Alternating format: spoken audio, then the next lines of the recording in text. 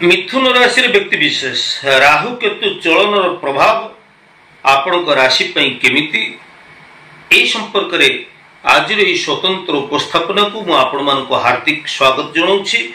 ज्योतिर्विद सुधीर प्रिय मिथुन राशि व्यक्ति विशेष आपण मैंने जानती जे 29/5/2025 29/5/2025 29 मे 2025 रात्र 1:18 समय पूर्वाभाद्र नक्षत्र कुंभ राशि को राहु चलिए।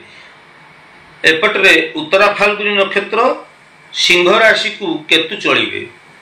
जितेबाला ये राहु केतु राशि परिवर्तन करुछंती गोटे राशि को छाड़िकी आउ गोटे राशि को आसुचंती सेतबेले आपणक राशि उपरे कि प्रकार प्रभाव रहुची फलाफल शुभ अशुभर यही संपर्क में आमे आज कथा प्रवाह को आगू नवा। तेबे गोटे राशि रे राहु केतु 18 मास अवस्थान करती तेणु आम एमती जदि देखा 29 मे 2025 रु 5 डिसेम्बर 2026 जाए राहु केतु आपन को कि प्रकार फल प्रदान करिवे कि प्रकार शुभाशुभ फल प्रदान करिवे यही संपर्क में आमे जानिबा। तेबे जीवन रे अचानक यही राहु केतु दुईटी छाया ग्रह हेले मध्य राहु शनिवत फल प्रदान करती केतु मंगलवत फल प्रदान करती। ये दुईटी छाया ग्रह हेले मध्य जीवन रे अचानक परिवर्तन जीवन रे अप्रत्याशित लाभ जीवन रे अप्रत्याशित भाव रे उन्नति एवं आध्यात्मिकतार चेतनार उद्रेक करिथांती राहु केतु। ये राहु केतु जदि आमर खराब स्थिति रे थांती अशुभ फल प्रदान करथांती ताहले मनुष्य को तलितलांत कर दियंती अनेक दुख कष्ट एवं यातना मध्य देइथांती। तेबे वर्तमान आपण मानक मन में प्रश्न आसुथिबो जे मो राशि पई राहु केतु कि प्रकार फल प्रदान प्रथमे जानिबा राहु ग्रह आपण को पई कि प्रकार फल प्रदान करिवे।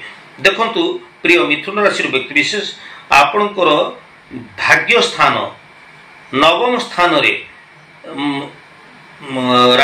राहु ग्रह आपणकर नवम भाव रही आपण को से शुभाशुभ फल प्रदान करिवे। तेणु मिथुन राशि व्यक्ति विशेष आपणकर भाग्य रे व्यापक परिवर्तन आशा करा जाउछि। आपणकर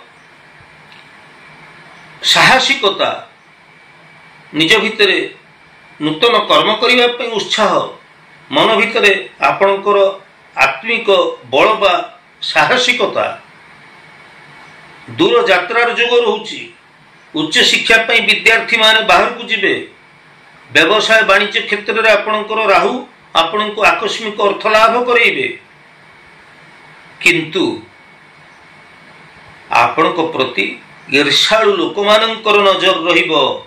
प्रत्येक कर्म क्षेत्र में आपण विरोधाभास सम्मुखीन हेबे एवं शरीर आपणकर कष्ट आसीबो शरीर पई आपणकर कष्ट आसीबो। आपणकर ठंडा उदर जनित समस्या मेदबहुलता पादरे जंत्रणा आघात भय एगुड़िक आपणकर देखा जाई पारे।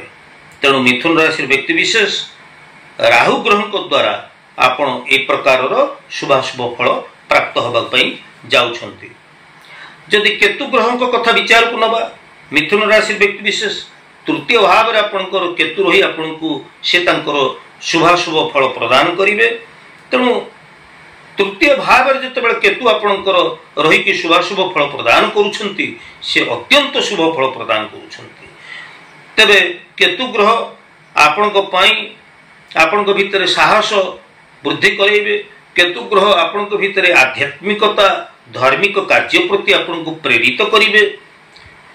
ए केतु ग्रह आपणकर आय वृद्धि करेबे सामाजिक लोक संपर्क आपणकर वृद्धि पाइबो व्यापार वाणिज्य आपणकर भल चलिबो।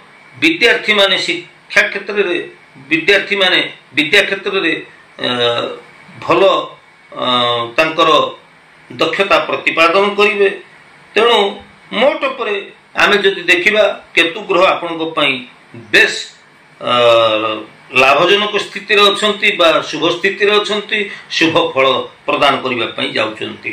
नूतन वस्त्र लाभ आभूषण लाभ भू संपत्ति आदि क्रय करिबा जानवाहन आदि क्रय करिबा ए सब क्षेत्र रे संतान मान सुख बा संतान सुख आपन को मिलिबा ये सब क्षेत्र रे आपन को केतु ग्रह निश्चित भाव में सहायक होउचंती। तेबे एठी मनर प्रश्न आसे जे राहु केतुर अशुभत्व निराकरण पई कोन प्रतिकार करिबा। मिथुन राशि व्यक्ति विशेष आपनकर प्रतिकार कोनोसी आवश्यकता नहीं। तेबे हां प्रत्येक शनिवार मंगलवार जदि आपण हनुमान चालीसा पाठ करंती ताहले एहा आपन को पई बेस किछु उपकारी ही परिबो। तेबे मु ए वीडियो रो परिशेष रे एति कहिबा को चाहिबी आमर महाभारत दान धर्म पर्व रे कहा जायछि केवल ग्रह नक्षत्र न कुरुति शुभाशुभम सर्वमात्मा कृत कर्मं ग्रहवाद लोकाइति। केवल जे ग्रह नक्षत्र हमको शुभ अशुभ फल प्रदान करती ता नुहे बरं आमर कर्म को लेकर आमर भाग्य निर्धारण होता है एवं आमर कर्म को लेकर ग्रह तांकर यथार्थ फल से हमको प्रदान करिथांती।